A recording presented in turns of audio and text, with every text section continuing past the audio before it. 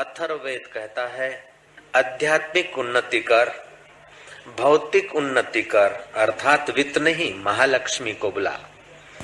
शारीरिक उन्नति कर, बोलते राष्ट्र की उन्नति भी कर, आर्थिक उन्नति भी कर और प्रजा की उन्नति भी कर। अपने बेटों को उन्नत बना, बेटी को उन्नत बना, अपने प्रजाजनों को उन्नत बना। वेद कहता है आर्थिक उन्नति, प्रजा की उन्नति और अपने मोक्ष मार्ग के रास्ते जाने का भी तो दृढ़ संकल्प कर, मोक्ष की भी उन्नति। इतना ही नहीं, लेकिन हे मनुष्यात्मा, तू सूर्य के साथ अपनी एकता कर। जैसे भास्कर अपने किरणों से पूरी पृथ्वी को और पृथ्वी की वस्तुओं को छूता है और सत्ता स्फूर्ति देता है, फिर भी अछूता रहता है, ऐसे तू सब कुछ करते हुए भी सूर्य नारायण की नाई अछूता रहे, क्योंकि सूर्य में सत्ता तेरी है, तू सूर्य का भी सूर्य है। वेद भगवान कहता है, आप लोग फिर से सुनेंगे, अपने कान पावन करेंगे वेद मंत्र से। दीवम च रोह, बोलो तो दीवम च रोह, पृथ्वीम च रोह, राष्ट्रम च रोह, द्रविणीम च रोह, द्रविणीम च प्रजाम च रोह, अमृतम च रोह,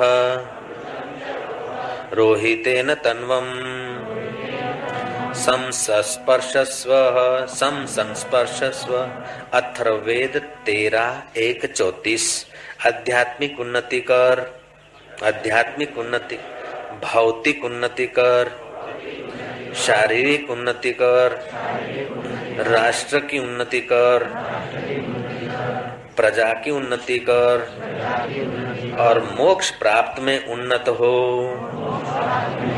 हे साधक, हे मानव, हे भारतवासी, ये भारतवासी शब्द मैं अपने तरफ से मिला रहा हूँ। हे भारतवासी, तू सूर्य के साथ अपनी एकता कर। जैसे सूर्य अपने किरणों रूपी हाथों से सारी सृष्टि को छूता है, प्रकाश देता है, पोषण देता है, बहुत बहुत करता है, फिर भी अकरता है, ऐसे हे मानव, तू अपने कर्मों से पूरे ब्रह्मलोक तक को छू। सूर्य के किरण तो पृथ्वी मंडल तक छू सकते हैं, लेकिन ब्रह्मवेता जब साक्षात्कार करता है तो ब्रह्मलोक तक के जीवों को आध्यात्मिक किरणों से वो प्रकाश देने का सामर्थ्य रखता है। तू ऐसा हो जा।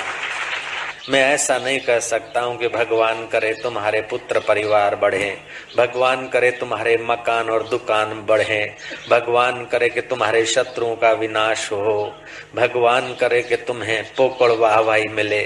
ये तो बहुत छोटी चीज है, ये तो तुम्हारी परछाई है, तुम्हारी दुआ से दूसरों को मिल सकती है। यार, मैं तुम्हें ऐसा देखना चाहता हूँ कि तू सूर्य के साथ अपनी एकता कर। तेरे प्रकाश से हजारों हजारों लोगों के दिल प्रकाशित हो, फिर भी तेरे को प्रकाशित करने का अहंकार न हो। सूरज कभी नहीं सोचता होगा कि मैं इतना उजाला देता हूँ, मैं इतने गुलाब खिलाता हूँ, इतने लाख पेड़ों को सत्ता देता हूँ, इतने करोड़ मनुष्यों को जीवन दान देता हूँ, इतने करोड़ों करोड़ों गैलन पानी को उठाकर गंगा और यमुना बना देता हूँ। अरे वही खारा जल, उससे न मोती बन सकता है, न दवाई बन सकती है, न खिचड़ी बन सकती है, न चाय बन सकती है। सूरज की कृपा से वह पानी उठता है, उसी सागर में एक बूंद टपकती है। स्वाति नक्षत्र के दिनों में वही पानी, सागर का पानी सूरज उठाकर फेंकता है तो मोती बन जाता है। ऐसे साधक तू आत्म सूरज में आ जा, फिर शास्त्र रूपी सागर से उठाकर कोई भी बात तू संसार में पटकेगा तो तेरी बात मोतियों से भी महंगी हो जाएगी। मैं ऐसा ही आशीर्वाद देना चाहता हूँ, क्योंकि मुझे मेरे लीलाशाह बापू ने इसी प्रकार का आशीर्वाद और कृपा दी थी, तो मैं हल्का क्यों दूं, छोटा आशीर्वाद क्यों दूं। हम तो चाहते हैं कि राम की नाई, कृष्ण की नाई हजार हजार विघ्न और बाधा आ जाए, फिर भी तुम मुस्कुराते हुए जीना सीख लो। अपने दुख में रोने वाले तू मुस्कुराना सीख ले, औरों के दुख दर्द में आंसू बहाना सीख ले। आप खाने में मजा नहीं जो औरों को खिलाने में मजा है। अपने दुख में रोने वाले तू मुस्कुराना सीख ले। जिंदगी है 4 दिन की, तू किसी के काम आना सीख ले। समाज के काम तुम्हारा शरीर आएगा, कुटुंबियों के काम और धर्म के काम तुम्हारा धन आएगा, लेकिन तुम तो परमात्मा के काम आओगे, क्योंकि परमात्मा प्रेम के भूखे और प्रेम करने की शक्ति तुम्हारे पास है। डरते क्यों हो? जिस चीज की भगवान को भूख है वो स्टॉक तुम्हारे पास है। नेवर माइंड, चिंता भय पलायनवादी विचारों को आज से कुचल फेंको। भगवान प्रेम के भूखे हैं, शास्त्र बोलते हैं, संत बोलते हैं, भगवान स्वयं बोलते हैं। फलाना धनवान राजी हो जाए, फलाना सेठ राजी हो जाए, फलाना नेता राजी हो जाए, ये ठीक है, लेकिन नेता में, सेठ में, धनवान में जो बैठा है तो उसको राजी कर, फिर सब तेरे को राजी ही मिलेंगे। बस यही हमारा शुभ भाव है और यही प्रार्थना है। आशीर्वाद कह लो तो शायद यही आशीर्वाद है। इससे दूसरे आशीर्वाद हमको गुरु जी ने सिखाए नहीं। हम लाचार हैं, अपनी ओर से क्या दें? हम अपनी ओर से आपको प्रणाम करते हैं। भगवान वेदव्यास जी ने विश्व का सर्वप्रथम ग्रंथ, विश्व का आर्ष ग्रंथ ब्रह्म सूत्र, उसमें लिखा है अथा तो ब्रह्म जिज्ञासा। तुझे कुछ जानना है तो उस एक को जान जिससे सारा जाना जाता है। तुझे कुछ पाना है तो उस एक को पा जिससे सब पाया जाता है। तुझे मिलना है तो उस एक से मिल जिससे तू सबसे एक के साथ मिल पाए। तो जीवन की डायरी में लिखो ब्रह्म जिज्ञासा, अथा तो ब्रह्म जिज्ञासा। ब्रह्म जिज्ञासा विवेक के विकास से उपलब्ध होती है और विवेक के नाश से ब्रह्म जिज्ञासा का नाश होता है। विवेक के विकास में ब्रह्म जिज्ञासा विकास होता है। विवेक के विकास में जीवन सर्वांगी विकसित होता है। श्रद्धा की जगह पर अश्रद्धा न आने पाए, प्रयत्न की जगह पर प्रमाद न आने पाए, सतर्कता की जगह पर, स्फूर्ति की जगह पर आलस्य न घुस जाए, कर्म की जगह पर अकर्मणता न आ जाए,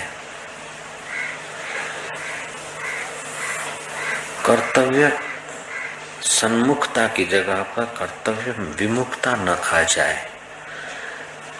इस बात का विवेक करना चाहिए।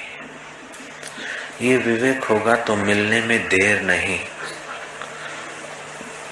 पिया से मिलने में देर तब तक लगती जब तक हमारा श्रद्धा की जगह पर अश्रद्धा, प्रयत्न की जगह पर प्रमाद, तत्परता की जगह पर आलस्य, कर्म की जगह पर अकर्मणता,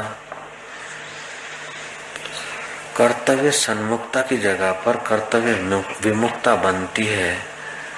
जितने अंश में ये दोष आते हैं विवेक की कमी से, उतने ही अंश में पिया से मिलने में देर लगती है, जिज्ञासा के उठने में देर लगती है। मिलने में देर लगने का कारण है कि हम योग्य बनने में देर कर रहे हैं।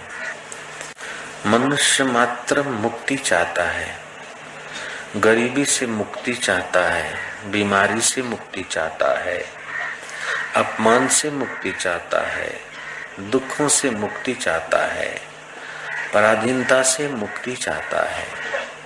मुक्ति तुम्हारा जन्म सिद्ध अधिकार है और तुम्हारी जन्म सिद्ध चेष्टा है। छोटा सा जीव जंतु भी बंधन नहीं चाहता है, तो मनुष्य बंधन कैसे चाहता होगा? मोक्ष तुम्हारा स्वभाव है और मोक्ष पाना तुम्हारा हक है। गलती ये होती है कि हम विवेक का आश्रय नहीं लेते हैं। श्रद्धा की जगह पर अश्रद्धा, तत्परता की जगह पर प्रमाद। और ये प्रमाद क्यों होता है? परिस्थिति, साधन, सामग्री, इनका हम सदुपयोग नहीं कर पाते हैं। परिस्थिति को साधन सामग्री मानना ये दोष है। परिस्थिति जो आए उस परिस्थिति को साधन सामग्री मानकर सुखी होने की जो गलती है ये हमारे विवेक को दबा देती है। मिलने में देर होने का कारण है कि विवेक का हम आदर नहीं करते हैं।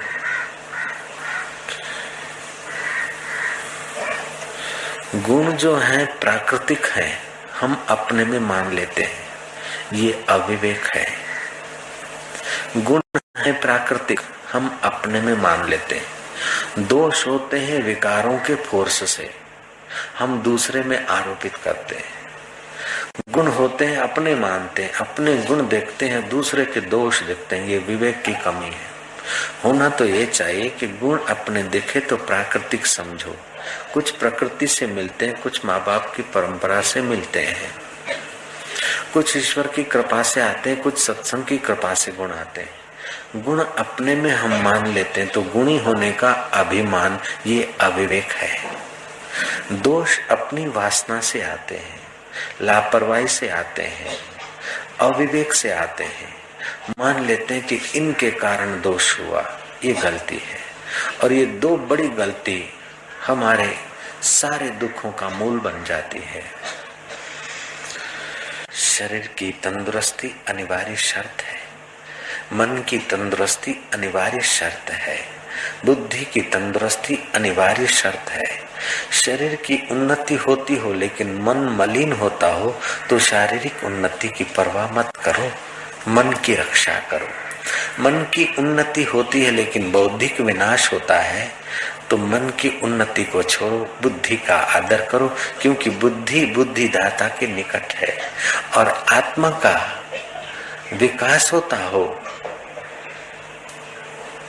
तो ठीक है, लेकिन बुद्धि के विकास से, शरीर के विकास से आत्म विकास रुकता हो तो शरीर के विकास को, बुद्धि के विकास को छोड़ो, अपना आत्म विकास करो, क्योंकि वास्तव में असली तुम्हारा स्वरूप वही है। अंत में वही सबके विकास का मूल कारण है। इसलिए हे साधक, तू ब्रह्म जिज्ञासा कर, आत्म विकास कर अपने आप। जहाँ से मैं उठता है वो तेरा मैं केवल शरीर में नहीं, केवल परिवार में नहीं, केवल गांव में नहीं, केवल राज्य में नहीं, केवल विश्व में नहीं, केवल राष्ट्र में या विश्व में नहीं, लेकिन तेरा मैं अपने विश्वेश्वर में जब तक पूर्ण रूप से स्थापित नहीं होता है तब तक तू अपनी जिज्ञासा और आध्यात्मिक यात्रा चालू रख, जरूर पहुंचेगा, अवश्य पहुंचेगा। अपने जीवन में गुण प्राकृतिक हैं, हम अपने मान लेते हैं। हकीकत में अपने दोषों की क्षमा ये हमारा बड़ा दोष है। अपने में जो दोष होते हैं उसको हम माफ कर लेते हैं बहानेबाजी बनाकर, और दूसरे के दोष पकड़ रखते हैं। क्षमा दूसरों के लिए होती है और न्याय अपने लिए होता है। अगर अपने दोषों के प्रति न्याय करने में हम तटस्थ हो जाएं, हम शीघ्र ही निर्दोष हो जाएंगे। जो निर्दोष होंगे त्यों नारायण हमारा अपना आपा ज्यों का त्यों प्रकट होने लग जाएगा। अपने प्रति न्याय और दूसरों के प्रति क्षमा, अपने प्रति न्याय, दूसरों के प्रति उदारता, ये निर्दोषता की सुरक्षा करती है। अपने प्रति क्षमा और दूसरों के प्रति न्याय ये दोष की पोषक होती है। श्री रामचंद्र जी खुले आम कहते कि भाई गलती तो मेरे से भी होती है, मेरे पिता से भी गलती हो गई और सीता से भी गलती हो जाती है,